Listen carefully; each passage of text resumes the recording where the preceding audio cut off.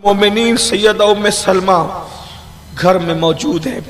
हुजूर की अज़वाज में उम्मुल मोमिनीन उम्मे सलमा सिर्फ एक बच्ची हुई है, बाकी सारी हुजूर की बीबियां पर्दा फरमा चुकी है।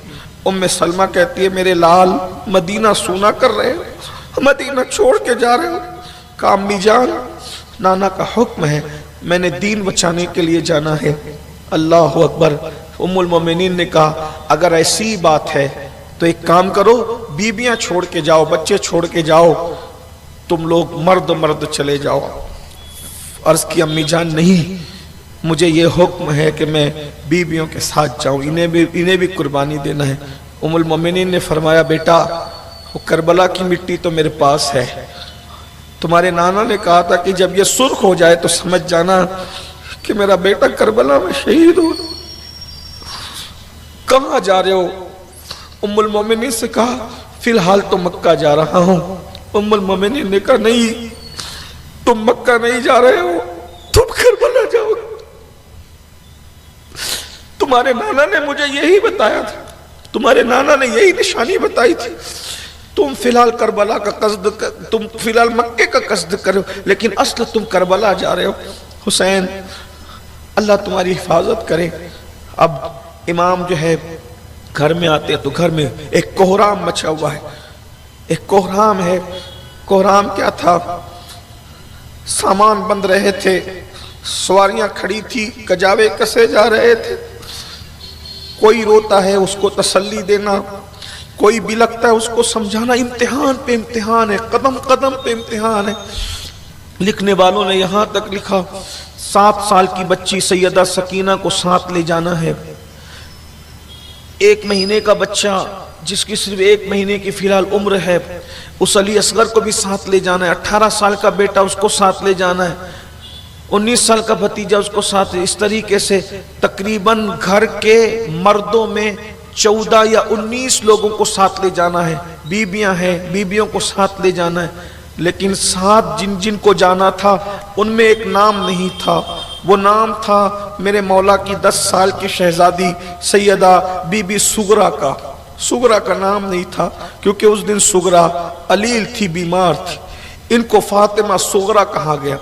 मुहक्किकीन ने अलग अलग तहकीक की है, बाज लोगों ने इनकार किया, लेकिन बहुत से लोगों ने लिखा कि सैयदा सुगरा करबला नहीं गई इसलिए कि वो बीमार थी। सैयदा सुगरा बीमार थी। सैयदा को उठाया, सीने से लगाया। सैयदा सुगरा ने कहा बाबा सब जा रहे हैं, मुझे अकेले छोड़कर, बाबा मैं भी चलूंगी।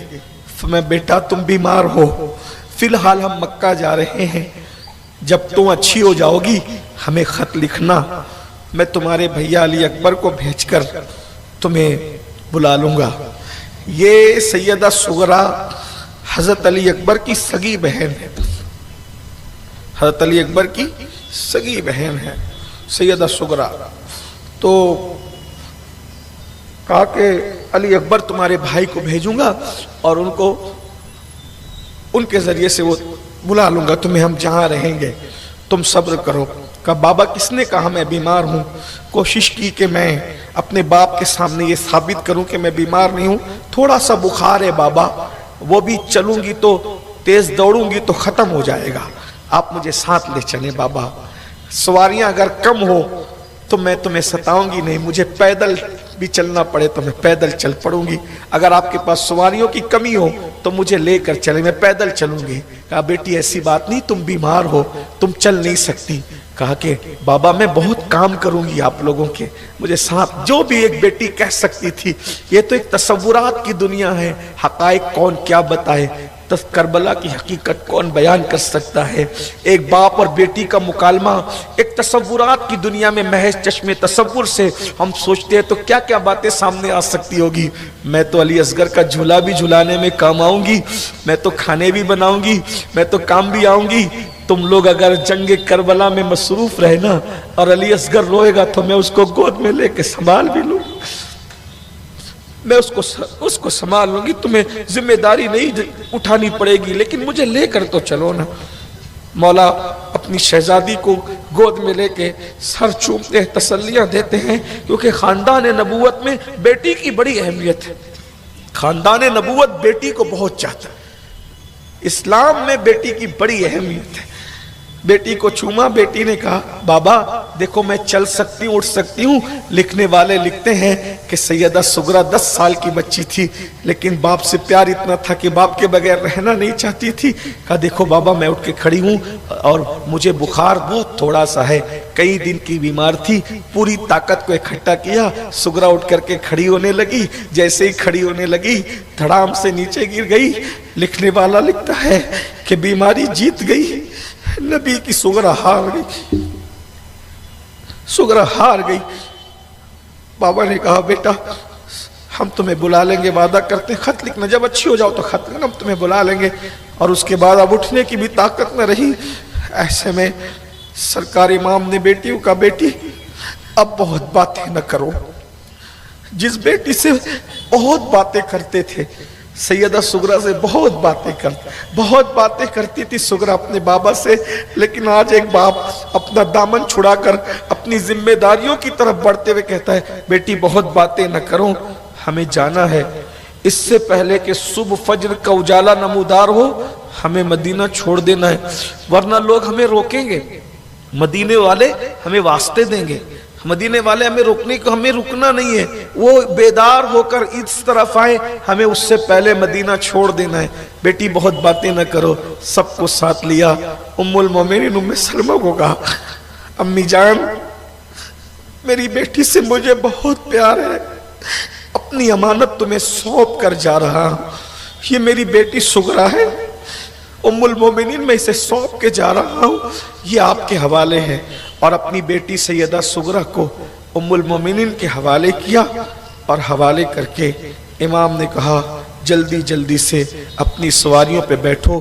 بیبیوں کے لیے ہودج تیار کر دیے گئے، سب لوگ اپنی اپنی سواری پہ بیٹھے۔ بالآخر چند رکنی یہ قافلہ مدینہ منورہ سے رات کے آخری پہر میں رخصت ہونے لگا۔ تصورات کی کائنات یہ کہتی ہے مسجد نبوی کے در و دیوار سر اٹھا اٹھا کر اس مختصر سے قافلے کو جاتے ہوئے دیکھ رہے اور حسرت کر رہے تھے کہ کوئی جانے والا ہمیشہ کے لیے جا رہا ہے۔ بس لکھنے والوں نے اینڈ پر اتنا لکھا کہ وہ چند رکنی قافلہ چلتے چلتے گرد و غبار میں چھپ گیا۔ مسجد نبوی کے در و دیوار سر اٹھا کر دیکھتے رہے، بالآخر وہ قافلہ گرد و غبار میں گم ہو گیا، اور مدینے کا اصل وارث، اپنے زمانے کا رسول اللہ کا اصل جانشین ہمیشہ کے لیے مدینہ چھوڑ کر مدینۃ الرسول سے کوچ کر گیا۔ اور اس کے بعد جب صبح ہوئی لوگوں نے تلاش کیا تو پتہ چلا کہ امام مدینے سے تشریف لے گئے۔ بالآخر امام 4 شعبان کو مدینہ منورہ سے نکلے، اور آپ رمضان المبارک کی شروعات سے پہلے پہلے مکۃ المکرمہ پہنچ گئے۔ مکۃ المکرمہ پہنچے تو وہاں پر کوفیوں کو پتہ چلا کہ امام نے یزید کی بیعت نہیں کی ہے اور امام جو ہے مکہ شریف آ گئے ہیں، تو انہوں نے خط لکھنا شروع کیے، آپ ہمارے یہاں آ جائیے، آپ ہمارے یہاں آئیے، آپ ہمارے یہاں آئیے۔ امام نے کوفہ جانے کی تیاری کی۔ جب کوفہ جانے کی تیاری کی تو حضرت عبداللہ ابن عباس، عبداللہ ابن زبیر اور اکابر صحابہ نے کہا کوفہ والوں نے آپ کے ابا کے ساتھ دھوکہ کیا، آپ کے بڑے بھائی کے ساتھ دھوکہ کیا، آپ کے ساتھ بھی دھوکہ کریں گے، آپ کوفہ نہ جائیں۔ امام نے فرمایا یہ ان کا خط دیکھو، 150 خط میں ایک خط پڑھایا ان کو، وہ خط میں یہ تھا امام اگر آپ ہمارے پاس نہیں آئیں گے ہم طاغوت اور ظالم بادشاہ کے ہاتھ پہ بیعت کر لیں گے جو شریعت کا مذاق اڑاتا ہے، دین کا مذاق اڑاتا ہے۔